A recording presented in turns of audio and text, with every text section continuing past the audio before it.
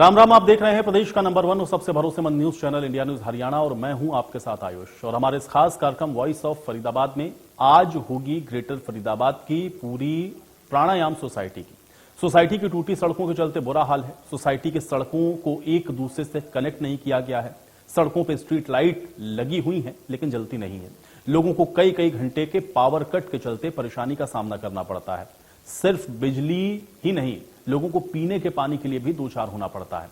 अब सोसाइटी के लोगों की और समस्याएं क्या हैं, देखिए हमारी यह खास पेशकश वॉइस ऑफ फरीदाबाद। आप सभी दर्शकों को मेरा राम राम। मैं हूं देवेंद्र कौशिक और आज हम बात करेंगे इंडिया न्यूज हरियाणा के खास कार्यक्रम वॉइस ऑफ फरीदाबाद में शहर की एक ऐसी सोसाइटी की जो सबसे पॉश सोसाइटी जिसको माना जाता है। नाम है उसका पुरी प्राणायाम। और पूरी प्राणायाम सोसाइटी 2012 में यहाँ लोगों ने आकर पोजीशन लिया था और यहाँ लोग रहना शुरू कर चुके थे। ये बात कर रहे हैं हम ग्रेटर फरीदाबाद की। और ग्रेटर फरीदाबाद में कहने को तो सोसाइटी बहुत हैं, लेकिन इन पॉश सोसाइटी में भी समस्याओं की कोई कमी नहीं है। और ये जो तमाम लोग हैं आज इंडिया न्यूज हरियाणा के माध्यम से वॉइस ऑफ फरीदाबाद के कार्यक्रम में अपनी बात रखने के लिए यहाँ इकट्ठा हुए हैं। इनसे बात कर लेते हैं, क्योंकि सभी जगह सोसाइटी में RWA बनी हुई हैं और उनकी जिम्मेदारी होती है कि लोगों की, वहाँ की जो रेजिडेंट हैं, उनकी समस्याओं का समाधान कराया जाए। यानी कि बिल्डर और प्रशासन के बीच की कड़ी का भी काम RWA करता है। RWA कितना काम करवा पा रहा है, इस बात को भी लेकर होगी। और समस्याएं आखिर इस पॉश सोसाइटी में क्या है, उनको भी बात करेंगे। आपसे बात कर लेते हैं। आपका क्या नाम है?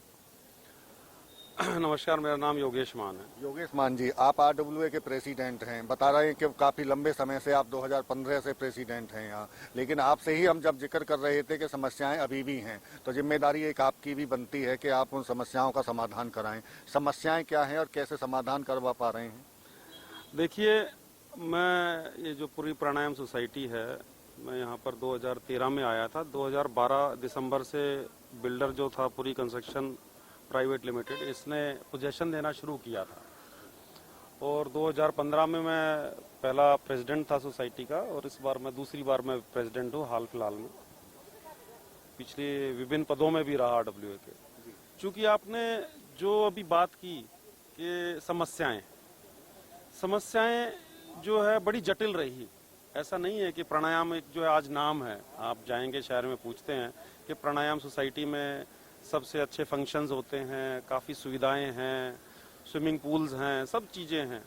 परंतु ये बड़े संघर्ष के बाद जो है आज जो 10 साल हो गए इस सोसाइटी को बसे हुए, तो बात करता हूँ सन 2015 से, जो समस्या जो 2015 से आज तक वो ज्यों की त्यों बनी हुई है। हमारा डेवलपर था, बिल्डर था पूरी कंस्ट्रक्शन प्राइवेट लिमिटेड। उसने बड़े सपने संजोए, दिखाए लोगों को कि भाई ये 4 कॉम्प्लेक्स थे हमारे, A, B, C और D, 837 फ्लैट हैं और ये 4 ब्लॉक्स में बटी हुई है सोसाइटी। जो हमें सपने दिखा करके जो हमें ये प्रोजेक्ट बेचा पूरी कंस्ट्रक्शन ने, उसने दिखाया कि ये पूरा का पूरा एक यूनिफाइड कॉम्प्लेक्स है। इसके अंदर जो है बहुत सारा ग्रीन एरिया दिखाया।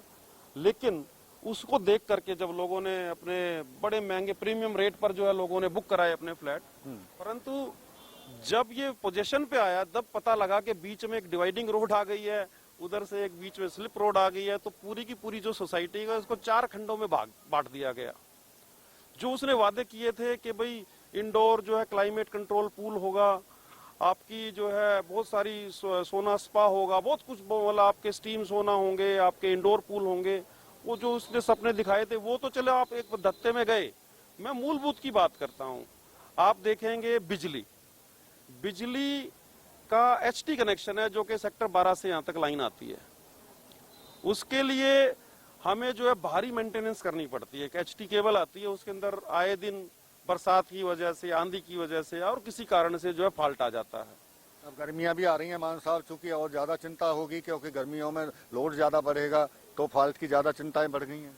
मैं वापस एक बार फिर से वहीं पर रहता हूं। बीच में आपने जो प्रश्न पूछा, मैं अपनी जो सोसाइटी की जो बेसिक जो प्रॉब्लम्स है मैं सारे संक्षिप्त कर देता हूं। मैं बिजली की बात करता हूं तो बिजली में जो HT लाइन का जो है यहाँ पर एक फीडर होना चाहिए। सरकार से हमने गुहार लगाई है, ग्रेटर फरीदाबाद के अंदर मैं सक्रिय हूँ, जिसके अंदर मैं गुहार लगाई एक सब स्टेशन यहाँ होना चाहिए, एक लोकल फीडर यहाँ होना चाहिए, जो कि नहीं है। हमें एक तार वहां से जो एसटी कनेक्शन यहाँ तक ला करके मेंटेन करना पड़ता है। कल की बात है, तेज तूफान आया था, आपका जो 10 घंटे बिजली नहीं रही, हमें बंद रहा हमारी, क्योंकि फॉल्ट आ गया। हमारा जो डीजल जनरेटर हमें चलाने पड़े, उससे पर्यावरण भी प्रदूषित होता है और लोगों की जेब पे भार भी पड़ता है। बिल्कुल पड़ता है। मैं आपसे दोबारा भी बात करूंगा और बाकी समस्याएं भी हैं, चूंकि तमाम और भी लोग यहाँ इकट्ठे हुए हैं। मैं आपके पास दोबारा आता हूँ, आपसे बात करता हूँ पहले। क्या लगता है आपको, पॉस्ट सोसाइटी में आप रह रहे हैं, किस तरह की समस्याएं देखते हैं कि अभी जिनको निवारण करना जरूरी है वो अभी खत्म नहीं हुई हैं? मेन समस्या तो हमारे यहाँ इलेक्ट्रिसिटी की भी है बहुत सारी, और पानी की तो है ही है थोड़ी बहुत समस्याएं। और ऐसा सो फार जो हमारी एसोसिएशन है, अभी मिस्टर मान से आपने बात करी है, we are trying to solve many of the problem our selves. लेकिन बहुत सी प्रॉब्लम ये ऐसी है, जैसे ये सड़क नहीं बनी हुई है, ये गवर्नमेंट का MCF का काम है।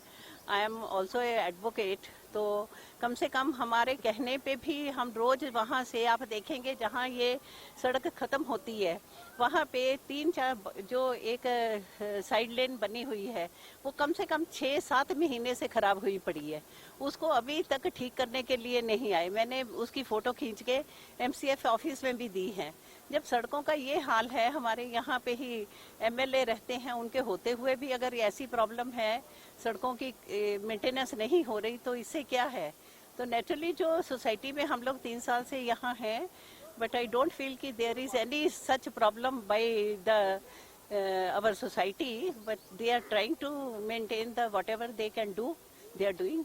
अच्छा, आपने दो चीजें बड़ी मुख्य तौर पे बात की, पानी की, क्योंकि अब पानी गर्मियां आ रही हैं और पानी की समस्या जरूर चिंता में डालती होगी अगर गर्मियों में पानी की समस्या और बढ़ी तो। दूसरा, सड़क का जो टुकड़ा आप जो कह रहे हैं कि उतने पूरी, हाँ, पूरी सड़क को लेकर आपने जनप्रतिनिधि का भी आपने जिक्र किया कि वो भी यहीं रहते हैं, तो लगता क्या है, वजह क्या है, क्यों नहीं हो पाते हैं ये काम? हाँ, देखिए, अब ये क्यों नहीं हो पाते, तो बेटर यू आस्क द जो हैं यहाँ के नुमाइंदे जो वहाँ पे बैठे हैं, उनसे जाके पता करें कि वो क्यों नहीं ये काम को कर रहे। बड़ा सवाल है उन जनप्रतिनिधियों पर भी जो यहाँ होते हुए भी इन तमाम जो काम, जो समस्याएं हैं, उनको पूरा नहीं करवा पा रहे हैं। तो ऐसे में तमाम जो वासिंदे हैं, लोग हैं, वो जरूर निश्चित तौर से सवाल भी उठाते हैं। आप क्या देख रहे हैं, किस तरह से समस्याओं को देख रहे हैं?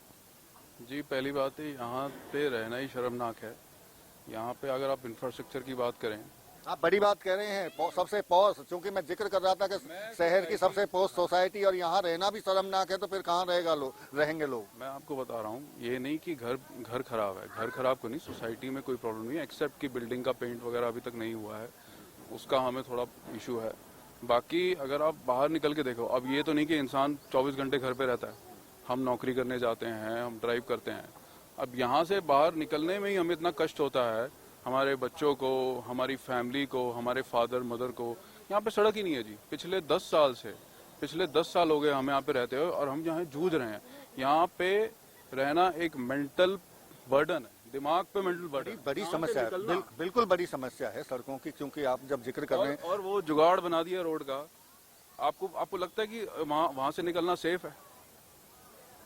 जहाँ टी पॉइंट का जिक्र कर रहे हैं, वो रोड थोड़ा, वो तो जुगाड़ है। मतलब गवर्नमेंट को देखना चाहिए कि इतने सारे लोग यहाँ पे रहते हैं, कम से कम 10,000 बंदा यहाँ पे रहता है, मुझे नंबर नहीं पता कितना नंबर है, लेकिन इतना तबका यहाँ पे रहता है और अच्छी फैमिली के लोग रहते हैं। गवर्नमेंट इंफ्रास्ट्रक्चर नहीं दे पा रही यहाँ पे।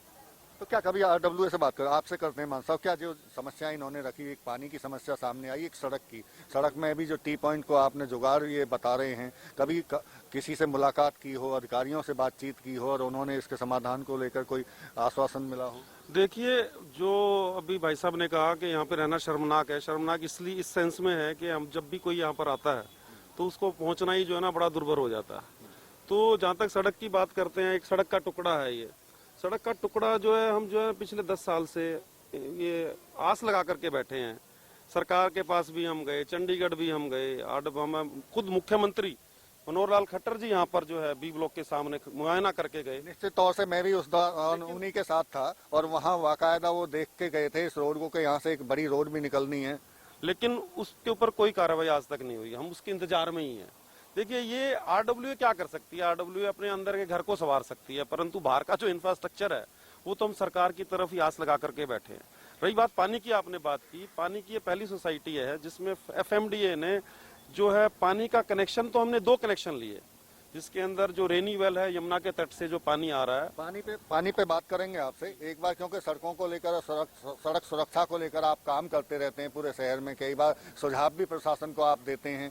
क्या लगता है, क्योंकि ग्रेटर फरीदाबाद काफी लंबे चौड़े एरिया में बस गया, लेकिन सड़कों का यहाँ ठीक ठाक ना होना, दूसरा सिग्नल ना होना और कई तरह की समस्याएं, क्या चीजों की जरूरत है और क्या बदलाव की जरूरत है? सर अभी हमने यहाँ पर जो कैंप लगा रखा है कॉलेज की तरफ से, हमारा कैंप चल रहा है। नहीं, सड़कों को लेकर, हाँ, सड़कों के लिए मैं खुद स्टेट रोड सेफ्टी मेंबर हूँ, मेंबर ऑफ पार्लियामेंट हूँ।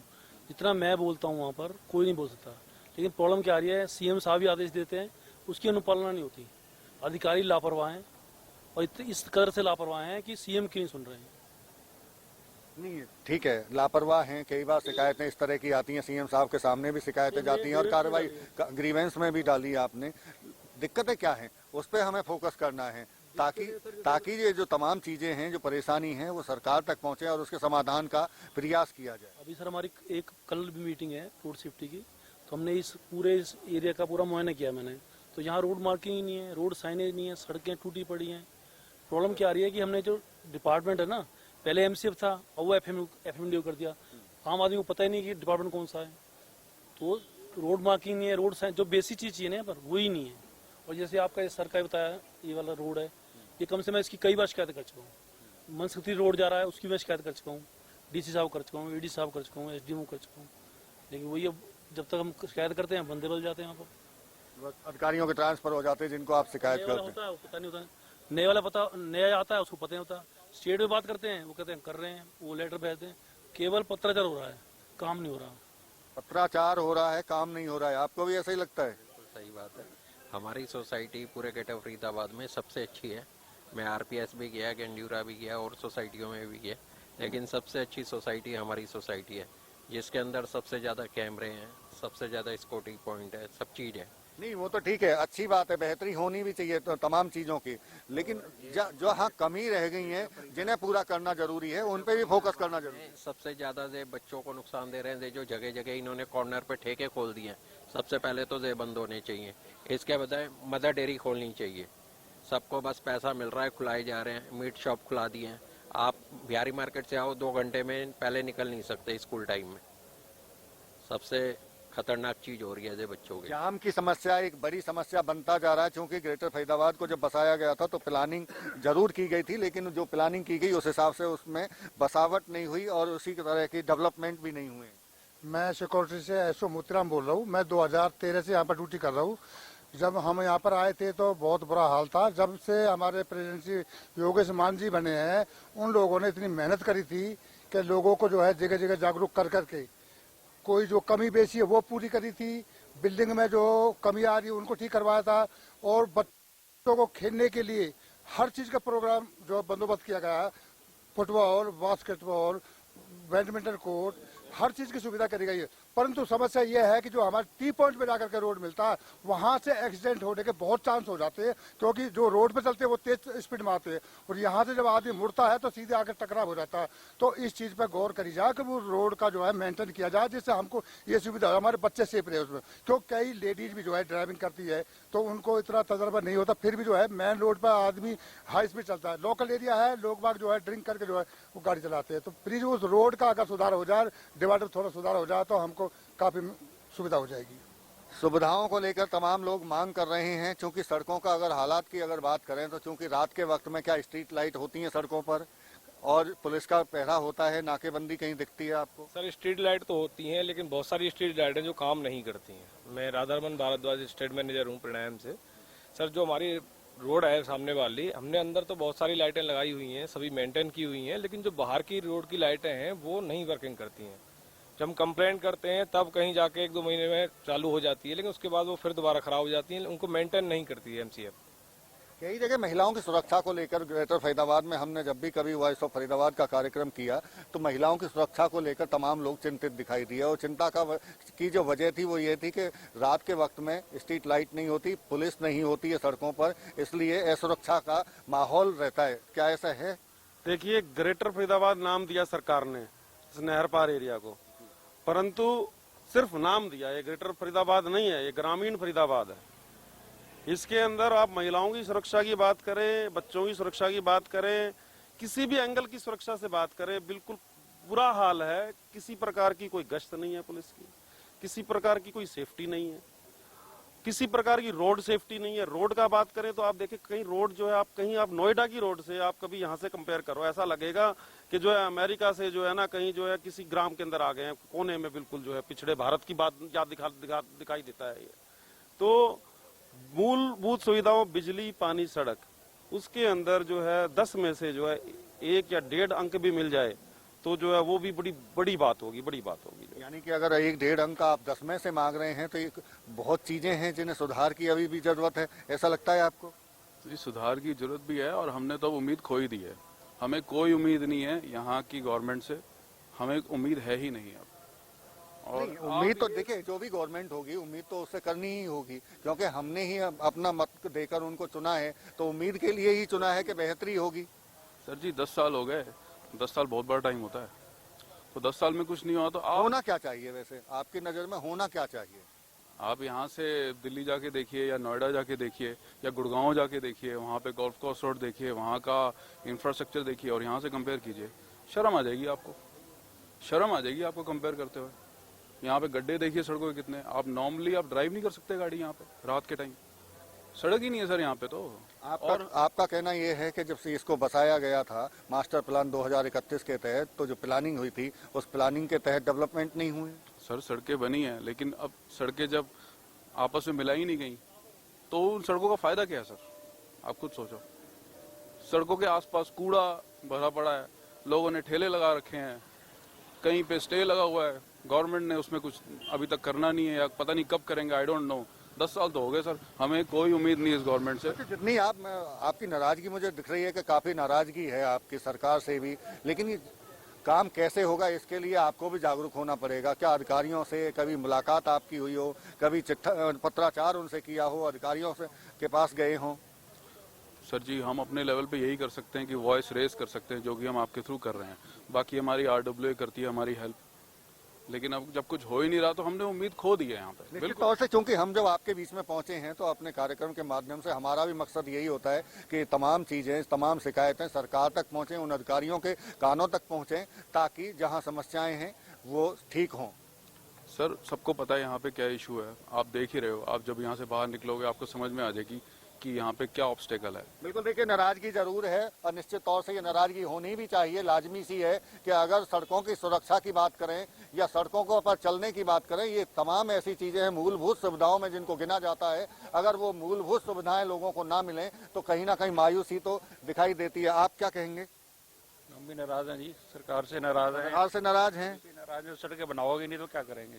केवल सड़क ही एक समस्या है? सबसे बड़ी तो समस्या सड़क ही है। और भी कुछ लगता है आपको कि और भी कुछ समस्याएं होंगी? और तो इतनी ज्यादा नहीं है, सबसे मेन तो सड़क ही लगती है हमारे को। तो सड़क ठीक हो जाए तो फिर सब कुछ ठीक हो सकता है। अगर कहीं सड़क बनती है, नई सड़क बनती है, वहाँ पहले कब्जा हो जाता है। अगर कोई चौक बना है वहाँ चारों तो रेडियां खुल जाती हैं, वो वैसे ट्रैफिक जाम हो जाता है। तो क्या लगता है आपको, चूंकि तमाम काफी लोग, ये भाई साहब भी इस बात को लेकर नाराज थे कि सड़कें नहीं हैं, ठीक नहीं है, अगर हैं भी तो कनेक्टिविटी नहीं हुई है उनकी, एक दूसरे से कनेक्ट नहीं किया गया है, तो अगर ये चीजें अगर दुरुस्त हो जाती हैं तो फिर ग्रेटर फरीदाबाद को कंपेयर कर सकते हैं क्या नोएडा, गुरुग्राम से? क्यों नहीं कर सकते, कर सकते हैं।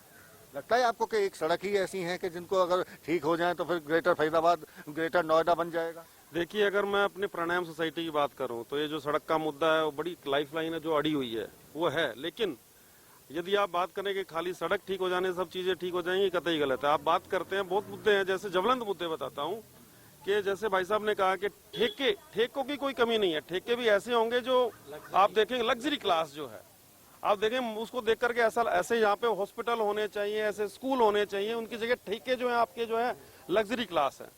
और मजेदार बात देखिए, जो भी ग्रीन बेल्ट है, ग्रीन बेल्ट हमने डेवलप की है, लेकिन ग्रीन बेल्ट पर अवैध कब्जे, ओहो माशाअल्लाह, रोज जो है कहीं पर देखिए मीट की आपकी शॉप खुल जाती है, कहीं पर जो है आपको रेडियां खुल जाती हैं, और वहां पर जो है ऐसे ऐसे सरगना बाहुबली हैं जिनके आप देखते हैं तो आपको ऐसी उल्टी आंखें दिखाते हैं। तो एक डर का जो माहौल है वो बना हुआ। तो इसके अलावा जो है मैं बिल्डर के बारे में बात करना चाहूंगा। एक हमारा जो बिल्डर था पूरी कंस्ट्रक्शन प्राइवेट लिमिटेड, मैं आपको अपने एक्सपीरियंस से कहता हूं, से नो टू पूरी कंस्ट्रक्शन। पूरी कंस्ट्रक्शन के जितने भी प्रोजेक्ट हैं उनको बहिष्कार किया जाना चाहिए। वही हाल उसका गुड़गांव में है, वही हाल उसका जो है उसके कमर्शियल में है, वही हाल जो है उसका रेजिडेंशियल में है। तो यहाँ पे सत्यानाश तो कर गया यहाँ पर जो है। लेकिन अब देखिए, आपने दो चीजें कही, एक तो शहर का इसको सबसे ज्यादा पॉश सोसाइटी आपने बताया, और आप उसी बिल्डर का बहिष्कार करने की भी बात कर रहे हैं, तो फिर कमी कहाँ है? देखिए, जो कमियां थी ना, जैसे कि मैं कहता हूँ बिजली, पानी, आपका सीवेज ट्रीटमेंट ये तो प्लांट, मूलभूत सुविधाएं की समस्याओं को आप गिना ही नहीं। वो जो चीजें जो देकर नहीं गया, जो आरडब्ल्यूए ने जो अपने एफर्ट्स लगाए, जैसे 2 पानी के कनेक्शन किसको लेने चाहिए थे? बिल्डर को लेने चाहिए थे, वो हमने लिए। सीवर के जो कनेक्शन थे किसे लेने चाहिए थे? हम हर महीने 5 लाख रुपए जो है मतलब सीवेज को निकासी में खर्च करते थे। आज जो है हमने सीवर कनेक्शन हमने लिए, उसके लिए जो हमने अच्छा लगभग 1 करोड़ की राशि हमने खर्च की है लोगों से मिल इकट्ठा करके। तो हमने इसको रहने योग्य बनाया सोसाइटी को। ग्रीन बेल्ट नहीं थी, यहाँ पे बुरे हाल थे। जो उसके अलावा जो उसने जो वादे किए थे उसके खिलाफ जो है हम एनसीआरडीसी में अंदर जो है हमारा मुकदमा जो माननीय एनसीआरडीसी के अंदर पेंडिंग है। उसके अंदर बहुत सारे बिल्डिंग में स्नैक्स थे। आपको बताता हूँ, हालांकि ऑन रिकॉर्ड है, फायर फाइटिंग के जितने उपकरण जितने भी अपने फंड से आरडब्ल्यूए कर सकती है वो करने की कोशिश कर रही है। लेकिन जो उसके लिए हमें रिंग मेन है, हमारी प्रेशराइज सिस्टम है, हाई राइज बिल्डिंग है, सरकार से गुहार थी कि भाई 17वीं मंजिल पे कभी आग लग जाए, हमारे पास जो है उसका जो फायर टेंडर और उसका हाइट का जो है करने का हमारे पास उपकरण है नहीं। यहाँ पे कोई ऐसा दमकल केंद्र नहीं है जो कि 17वीं मंजिल पे आग बुझा सके। परंतु जो रिंग मेन और जो मूलभूत जो चीजें थी फायर की, जो कि बिल्डर को करनी थी पूरी कंस्ट्रक्शन को, वो उसने आज तक नहीं की। उसकी शिकायत लेकर के हम जो है डीसी साहब जो है चंद्रशेखर जी होते थे, उससे लेकर के जो है हमारे आज के जो एसडीएम साहब तक के पास जो हमारी विभिन्न शिकायतें जा चुकी हैं। अब तक भी ये शिकायतें मैंने भी सुना है। आप लगातार ये शिकायतें, क्योंकि फायर को लेकर समस्याएं जब हाई राइज सोसाइटी यहाँ बनी बिल्डिंग तो तभी से थी। लेकिन ये जब ग्रीवेंस कमेटी में आया मामला तो मुख्यमंत्री की तरफ से इसको मंजूरी भी दी गई। क्या मंजूरी के बाद में अभी क्या कोई इस तरह की मशीन या कोई इस तरह की गाड़ियां यहाँ आई हैं? देखिए, हमारी नॉलेज में ऐसा है नहीं। मंजूरी जो है कागज पे दी गई, मौखिक रूप से दी गई, परंतु जो है जमीनी काम अभी हुआ नहीं है। देखिए, 2 चीजें होती है, एक अंदरूनी फायर सुरक्षा, एक जो है बाहर आग लगने के बाद उसका रोकथाम। लेकिन जो अंदरूनी जो चीजें हैं वो बिल्डर की जिम्मेदारी थी, जिसके अंदर हमने माननीय district town planner, senior town planner तक हमने अपनी शिकायत दी, जिसमें सरकार का जो है वो निकम्मापन, सरकार का नहीं, जो अफसरों का जो निकम्मापन है वो सामने आता है। जो भी कारण है, ये जो भी हमें सरकार से, हम जो अपने प्रतिनिधि के पास जाते हैं वो हर संभव मदद करने की कोशिश करता है, परंतु जो है इवन जब चीफ मिनिस्टर साहब खुद यहाँ पर खड़े होकर के बता आकर के दे चुके, निर्देश दे चुके अफसरों को कि भाई इसका कार्य होना चाहिए, सड़क का, यहाँ पे दमकल केंद्र बनना चाहिए, यहाँ पे सब स्टेशन बनना चाहिए, यहाँ पर जो है पानी की गुणवत्ता आनी चाहिए, परंतु रिजल्ट निल, सिफर। आप देखें, पानी की बात करते हैं, पानी एक ऐसी जो चीज है, पानी के अंदर क्या होता है, उससे आपकी हेल्थ, आपकी जो है समस्याएं सारी जो है ना, पानी जल ही जीवन है। परंतु अब भारी फीस 25 लाख रुपए करीब फीस देकर के हमने 2 कनेक्शन लिए। कनेक्शन में हमें उस दौरान ये बताया गया कि जी रेनीवेल से पानी आएगा। रेनीवेल का जो एफएमडी का पानी आता है उसके अंदर जो टीडीएस है, टीडीएस आ रहा है आपका 800। आप 800,000 का टीडीएस का पानी लेकर हम क्या करेंगे, जबकि डब्ल्यूएचओ की जो रिकमेंडेबल परमिसिबल लिमिट है वो 500 टीडीएस की है। और वो जो है एफएमडी का पानी जो है वो कहाँ से आ रहा है भगवान जाने। इसके लिए जो है, और यहाँ पे कुछ पानी रेनी वेल भी हैं, कुछ यहाँ पर रेनी वेल के अलावा कुछ बोरवेल पंप्स भी हैं, जो कि अम्मा हॉस्पिटल के अंदर पानी जाता है वो बिल्कुल जो है 300 से कम टीडीएस का पानी जाता है, परंतु यहाँ सोसाइटी में जो पानी आ रहा है वो 800 टीडीएस का पानी आ रहा है। देखिए, बड़ी समस्याएं चूंकि पूरी प्राणायाम को लेकर हैं, और न केवल पूरी प्राणायाम के अंदरूनी समस्याएं हैं, बल्कि इससे ज्यादा समस्याएं बाहरी समस्याएं हैं। चाहे सड़कों की बात करें, चाहे बिजली की बात करें, और चाहे पानी की बात करें। चूंकि जिक्र आया पानी के टीडीएस का, तो ये बड़ा सवाल है कि आखिर जो 800 से 1000 टीडीएस का पानी की सप्लाई की जा रही है, उसी पानी को अगर 300 के टीडीएस पर अगर भेजा कहीं जा रहा है, तो निश्चित तौर से भेदभाव के आरोप अधिकारियों पर, एफएमडीए के खासतौर से अधिकारियों पर लगते हुए दिखाई दे रहे हैं। और न केवल पानी की समस्या बल्कि सड़कों की सबसे बड़ी समस्या है। चूंकि जिक्र अब मुख्यमंत्री से लेकर जनप्रतिनिधियों से लेकर अधिकारियों तक किया गया, साफ तौर से कहना यही है कि सरकार कोशिश कर रही है लेकिन अधिकारी सुन नहीं रहे, और अधिकारी सुन नहीं रहे इसीलिए ग्रेटर फरीदाबाद में समस्याएं और ज्यादा बढ़ती हुई दिखाई दे रही हैं। वॉइस ऑफ फरीदाबाद में आज के लिए इतना ही। अगले हफ्ते फिर किसी जगह से इसी तरह की समस्याओं को लेकर आपके सामने होंगे रूबरू। धन्यवाद।